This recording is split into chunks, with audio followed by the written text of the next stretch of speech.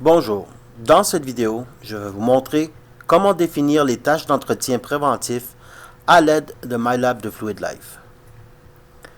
Tout d'abord, je vais choisir Tâche 2P à partir de la page d'accueil MyLab. Maintenant, je vais appuyer sur le bouton Ajouter des définitions 2P ici. Je vais donner un nom à mon nouvel EP ici.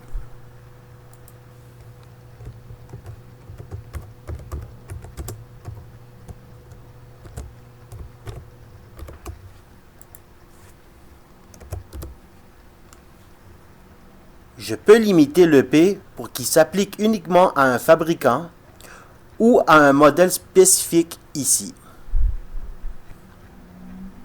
Cela signifie qu'il ne sera disponible que pour les unités avec un fabricant et un modèle correspondant. Les champs vides ici incluront tout. Je mettrai Caterpillar comme fabricant.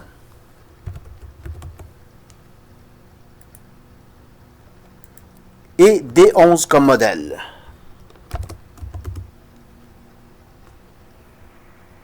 Si je veux, je peux assigner un employé par défaut ici.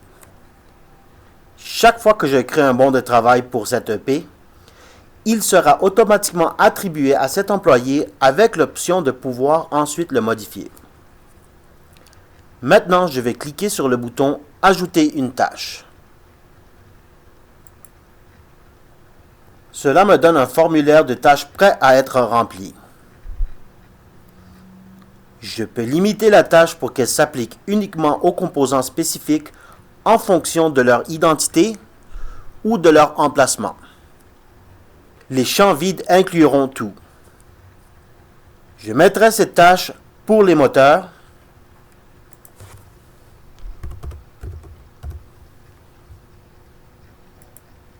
et je laisserai l'emplacement vide. Je sélectionne la tâche, changer l'huile et le filtre à huile à partir de la liste déroulante ici.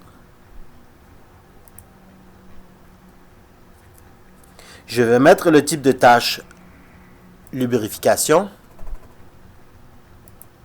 et l'état en arrêt. Pour les tâches qui impliquent l'huile, de la graisse ou des filtres, il y a des informations supplémentaires que je peux entrer dans l'onglet Info huile lubrifiant. Ici, je peux définir les types d'huile et la quantité nécessaire pour la tâche. Les informations saisies ici seront utilisées pour créer une liste de matériaux, donc elles ne devraient pas être entrées que si la tâche l'exige. Puisque ma tâche le requiert, je les mettrai tous les deux.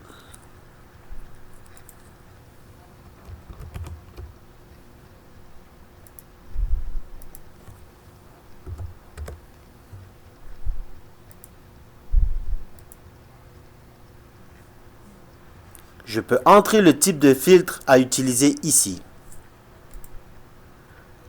Comme dans le cas de l'huile, ceci est utilisé pour la liste des matériaux, donc devrait être entré seulement si nécessaire. Encore une fois, ma tâche le nécessite, donc je vais régler le filtre.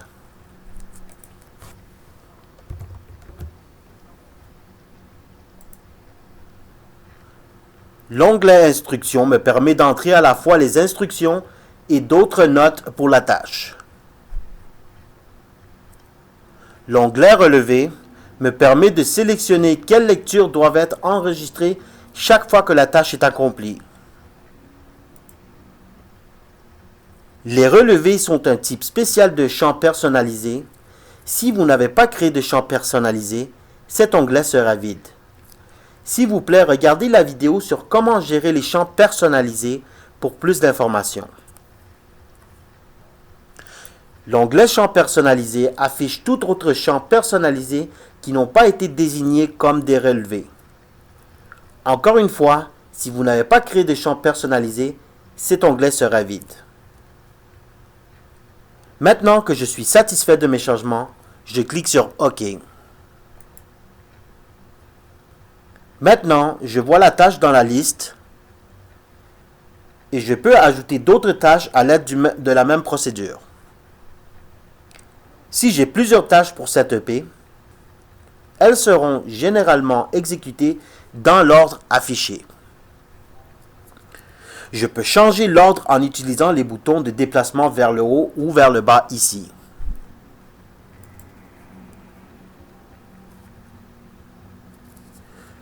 Une fois que j'ai ajouté toutes mes tâches, je dois enregistrer mes modifications en cliquant sur le bouton Sauvegarder ici.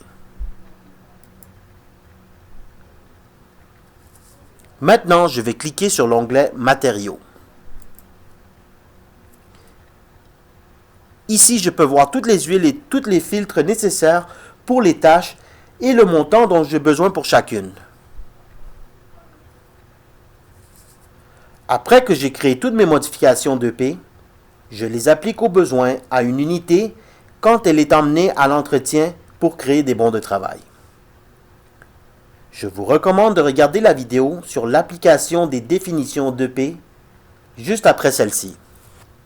Ceci conclut la vidéo sur la définition des tâches d'entretien préventif. Merci pour votre attention.